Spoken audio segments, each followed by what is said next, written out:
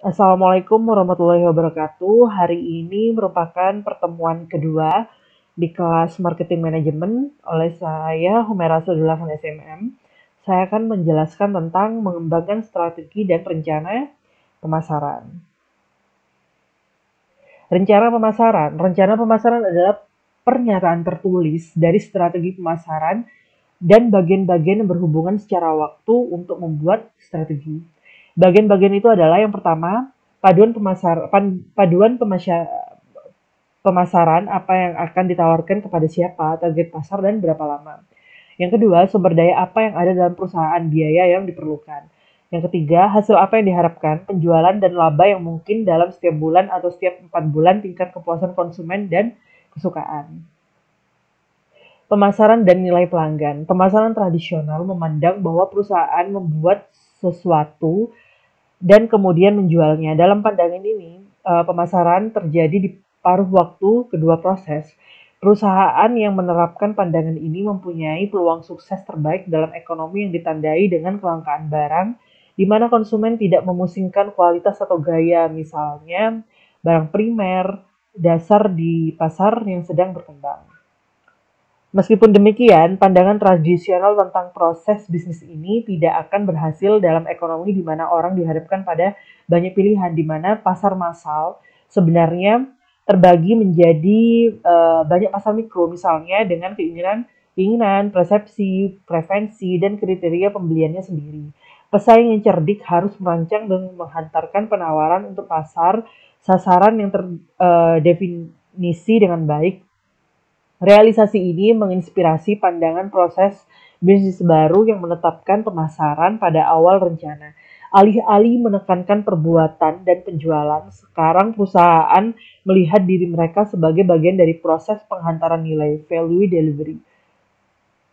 Rantai nilai mengidentifikasi 9 kegiatan yang secara strategis relevan, 5 kegiatan primer, dan 4 kegiatan pendukung yang menciptakan nilai dan biaya dalam bisnis yang spesifik. Kegiatan primer adalah yang pertama, logistik ke dalam atau memasukkan bahan dalam bisnis. Yang kedua, operasi akhir atau mengubah bahan menjadi produk akhir. Yang ketiga, logistik keluar atau mengirimkan produk akhir. Yang keempat, memasarkan produk yang meliputi penjualan. Yang kelima, memberikan layanan produk. Kegiatan pendukung mencakup satu, pengadaan, kedua, pengembangan teknologi, yang ketiga, manajemen sumber daya manusia, yang keempat, infrastruktur perusahaan ditangani oleh departemen khusus. Infrastruktur perusahaan mencakup biaya manajemen umum, perencanaan, keuangan, akuntansi, hukum, dan hubungan pemerintah.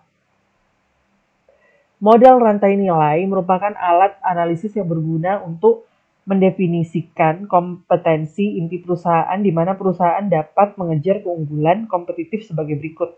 Satu, keunggulan biaya. Dengan lebih baik memahami biaya dan menekannya keluar dari aktivitas penambahan nilai. Yang kedua, diferensiasi dengan berfokus pada aktivitas yang berhubungan dengan kompetensi inti dan kemampuan untuk melakukan lebih baik daripada pesaing. Sesungguhnya, keberhasilan perusahaan tidak hanya bergantung pada seberapa baik kinerja setiap departemen, tetapi juga pada seberapa baik perusahaan mengkoordinasikan kegiatan departemen untuk mengadakan proses bisnis inti. Proses bisnis inti ini meliputi yang pertama, proses penginderaan pasar. Semua kegiatan untuk mengumpulkan intelijen pasar, menyebarkan dalam organisasi, dan menindaklanjuti informasi. Yang kedua, proses realisasi penawaran baru, yaitu semua kegiatan dalam meneliti, mengembangkan, dan meluncurkan penawaran berkualitas tinggi yang baru dengan cepat dan sesuai anggaran.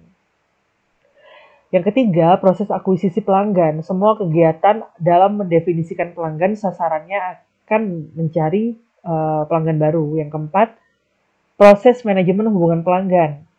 Semua kegiatan dalam membangun pemahaman hubungan dan penawaran yang lebih mendalam dengan pelanggan perorangan. Yang kelima, proses manajemen pemenuhan. Semua kegiatan dalam menerima dan menyetujui pesanan, mengirimkan barang tepat waktu, dan mengambil pembayaran.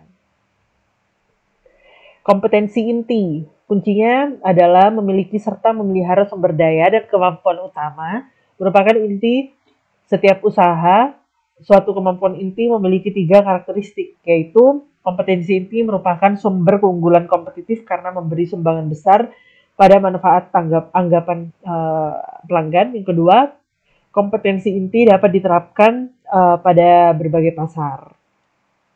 Yang ketiga, kompetensi inti sulit ditiru pesaing. Keunggulan kompetitif juga tumbuh bagi perusahaan yang memiliki kemampuan yang berbeda. Kompetensi inti mengacu pada bidang keahlian teknis dan produksi khusus, sedangkan kemampuan yang berbeda menggambarkan kesempurnaan dalam proses bisnis yang lebih luas. Pengaturan kembali sebuah bisnis mungkin diperlukan untuk memaksimalkan kompetensi inti. Pengaturan kembali mempunyai 3 tahap, yaitu mendefinisikan ulang konsep bisnis atau ide pasar. 2, membentuk ulang lingkup bisnis. Yang ketiga, memposisikan ulang identitas merek usaha. Orientasi pemasaran holistik dan nilai pelanggan. Kerangka kerja pemasaran holistik dirancang untuk menjawab 3 pertanyaan manajemen kunci berikut. Yang pertama, eksplorasi nilai, bagaimana perusahaan dapat mengidentifikasi peluang nilai baru. Yang kedua, menciptakan nilai, bagaimana perusahaan secara efisien menciptakan tawaran nilai baru yang lebih menjanjikan. Lalu yang ketiga, penyerahan nilai, bagaimana perusahaan menggunakan kapabilitas dan infrastrukturnya untuk menyertakan tawaran nilai baru secara lebih efisien. Peran sentral dan perencanaan strategis. Pemasar yang sukses mengharuskan perusahaan memiliki kapabilitas memahami pelanggan, menciptakan nilai pelanggan, menyerahkan nilai pelanggan, berebut nilai pelanggan, dan mendukung nilai pelanggan. Menciptakan, menyediakan, dan mengomunikasikan nilai menuntut banyak kegiatan pemasar yang berbeda. Perencanaan strategi menuntut aksi dalam 3 bidang utama. Yang pertama, mengelola bisnis sebagai suatu portofolio investasi. Yang dua, mencangkup penilaian setiap kekuatan bisnis dengan mempertimbangkan angka pertumbuhan pasar dan posisi perusahaan serta kecocokan dengan pasar itu. Yang ketiga, memantapkan strategi.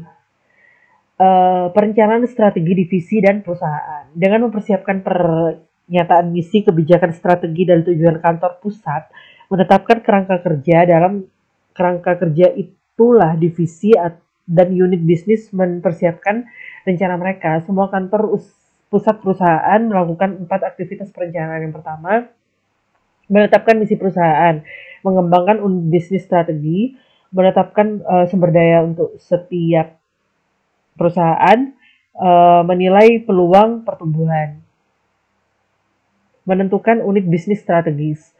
Sebuah bisnis dapat mendefinisikan dirinya sendiri berdasarkan 3 dimensi, yaitu kelompok pelanggan, kebutuhan pelanggan, dan teknologi. 3 karakteristik unit bisnis strategis. Yang pertama, UBS adalah satu bisnis tunggal atau kumpulan bisnis yang berhubungan dengan yang dapat direncanakan secara terpisah dari bagian perusahaan lainnya. Yang kedua, UBS mempunyai kelompok pesaingnya sendiri. Yang ketiga, UBS mempunyai manajer yang bertanggung jawab atas perencanaan strategis dan kinerja laba yang mengendalikan sebagian besar faktor yang mempengaruhi laba. Menilai peluang pertumbuhan meliputi perencanaan bisnis baru, penyusutan, menghilangkan bisnis lama. Jika ada kesenjangan antara penjualan yang diinginkan di masa depan dengan penjualan yang diproyeksikan, manajemen korporat harus mengembangkan atau mengakuisisi bisnis baru untuk mengisinya. Peluang pertumbuhan dalam perusahaan terbagi menjadi pertumbuhan intensif. Tindakan pertama yang harus dilakukan manajemen korporat adalah meninjau peluang meningkatkan bisnis yang ada. Salah satu kerangka kerja yang berguna untuk mendeteksi peluang pertumbuhan intensif baru disebut kisi-kisi perluasan pasar produk. Yang kedua, pertumbuhan integratif. Sebuah bisnis dapat meningkatkan penjualan dan laba dengan melalui integrasi ke belakang, ke depan, dan horizontal dalam industrinya. Pertumbuhan diversifikasi masuk akal ketika ada peluang baik di luar bisnis yang ada. Industri sangat menarik dan perusahaan mempunyai bauran kekuatan bisnis yang tepat untuk berhasil menyusutkan dan mengidentifikasikan bisnis lama.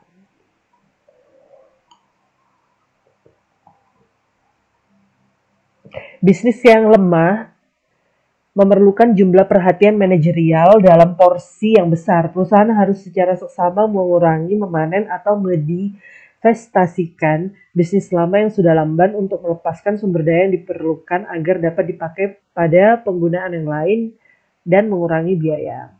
Sekian pertemuan flip class kita. Kita akan melanjutkan diskusi di kelas. Atas perhatiannya, saya ucapkan terima kasih. Assalamualaikum warahmatullahi wabarakatuh.